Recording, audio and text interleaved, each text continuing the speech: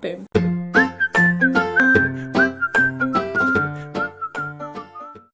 Hi guys, welcome to my YouTube channel. My name is Lydia and I am a film studies student at university currently. Today I'm going to be reviewing the Disney film COCO. Disney Pixar film COCO, sorry. And before I forget to mention this will be a spoiler-free review, so calm your tits, okay? Now, I know what you're thinking, oh, you're so late on the bandwagon, you're so behind the trend. Well, pipe down, bitches, because I live in the UK and for some bizarre fucking reason, it only got released mid-January here in the UK, so. Now, I'm not very knowledgeable when it comes to animated films. I hear a door. Now, I'm not very knowledgeable when it comes to animated films. My flatmates will know a lot more because they actually do animation. But I feel like I have watched enough animated films to know what I'm on about. When the trailer came out for COCO, I think everyone probably assumed that it would be like the Book of Life ripoff. I've never seen it, don't hate me. But COCO was definitely an amazing film, and I think, even though I've not seen the Book of Life, I definitely think it's worth watching. For those of you that haven't watched it yet, I'm looking at you, Jess and Jenny, okay? This film exceeded my expectations. The film could have been very cliched because of the Mexican Day of the Dead trope. There is someone again at the door. The film could have been very cliched because of the Mexican Day of the Dead trope that we all know and is frequently overused. But being someone that hadn't known this tradition and only was educated because of the Lizzie McGuire TV series, do you remember that episode? I remember that episode. This film has a genuine, heartwarming story that utilises the Day of the Dead, but really well, and makes you feel warm feeling that Pixar and Disney films tend to give you, and it kind of, even though as an adult watching it, it can kind of make you feel like a kid again.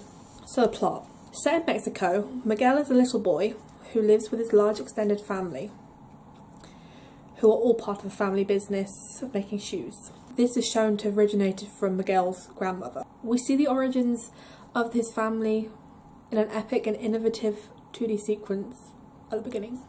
And it's a great introduction to what kind of vibrant and amazing animation you'll see in the film. We see that for a certain reason, which I won't spoil for you, Miguel's family don't allow music. He's trying to fight his family who don't want him to be surrounded by music whatsoever. And it kind of reminded me of the plot from Footloose, so hard, where the new town that Kevin Bacon's living in won't allow any dancing of any kind or like any fun music stuff. So that kind of aspect reminded me of that, but not too much, so don't worry. It's not like an animated Footloose. So Miguel loves music and he idolises the musician, different film. Miguel idolises the most famous musician in the history of Mexico, Ernesto de la Cruz, who is voiced by Benjamin Bratt. And if you don't know who Benjamin Bratt is, then have you not seen Miss Congeniality? I mean, come on. It's like the best film ever. I'm starved and I'm armed. Don't mess with me.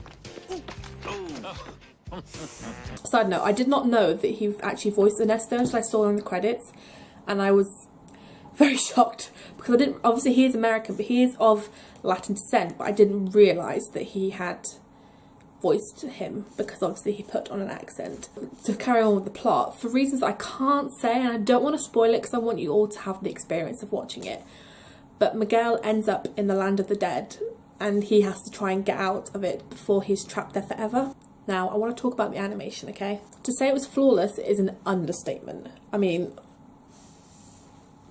oh my god. Some of the scenes that were actually in the film looked so lifelike that halfway through I had to turn to my flatmate and there was a bit with water and I turned to her and said, oh my god, that looks so real. I was just, oh, it was just so good. You just think, how do they do that? I mean, obviously they are seasoned professionals and Pixar do what they do best, but you question yourself because you're like, this is animation. Like, the things they could do with animation now, they've come a long way and it's amazing. The vibrant colours in the film, I think, are an outstanding aesthetic to the film.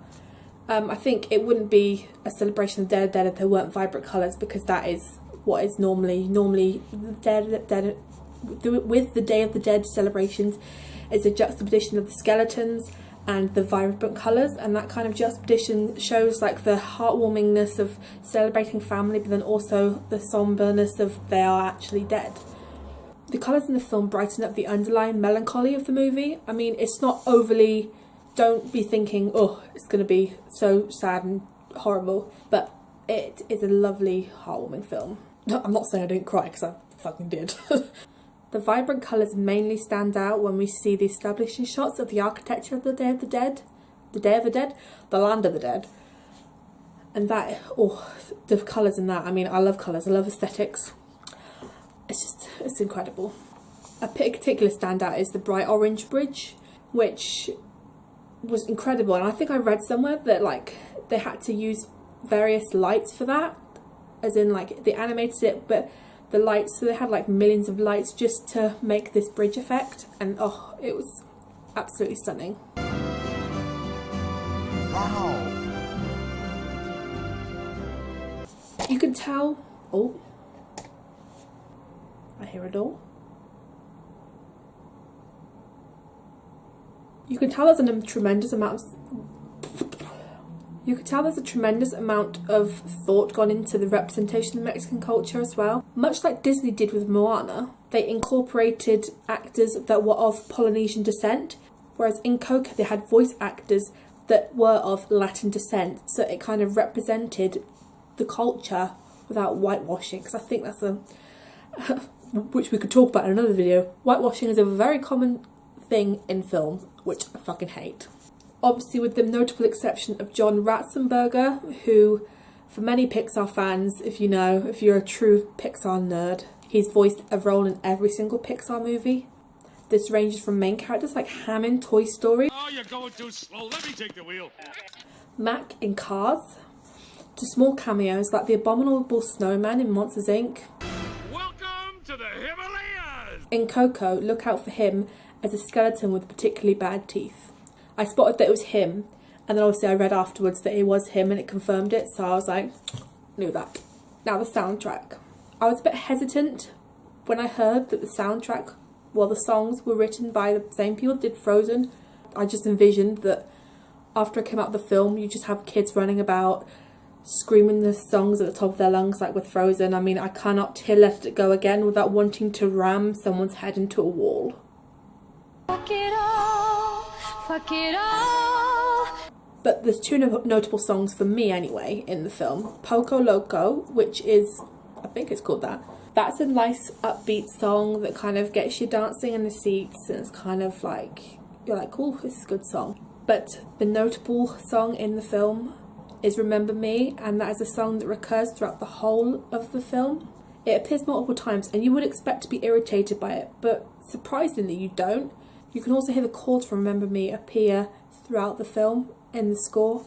Remember Me will definitely be considered for the Oscars. It will definitely get a nomination, no doubt without it. If it doesn't, then serious snub. But I do think it has tough competition against the Greatest Showman soundtrack, and I do think with other award shows it has been a toss-up between Remember Me or This Is Me from The Greatest Showman, performed by Keala Settle, so it'll be interesting to see what the Oscars decide is the best winner, but I do think that the song is good regardless if it wins the award or not. And I will have one last warning for the film. Bring tissues. I didn't. Stupid mistake. The film will make you cry. I'm not saying that you're going to be crying throughout the whole of it. Certain bits of the film will affect other people. Some people might not cry. That's fine. I might call you a heartless bitch, but I won't judge. But it's an amazing film that will resonate with you. Pixar even made a statement saying that it would make adults and children cry. And bitch, it did. I cried so much. I was sobbing so hard that I probably would refill my Tango Ice Blast with my tears. But I do definitely recommend that you watch this film. This review is probably on the short side, but this is my first one, so go easy on me in the comments. I'm hoping to do more kind of reviews like this, maybe some other types of videos, maybe some collaborations. But for now, thank you for watching, and I will see you in the next video. Boom. Fuck off.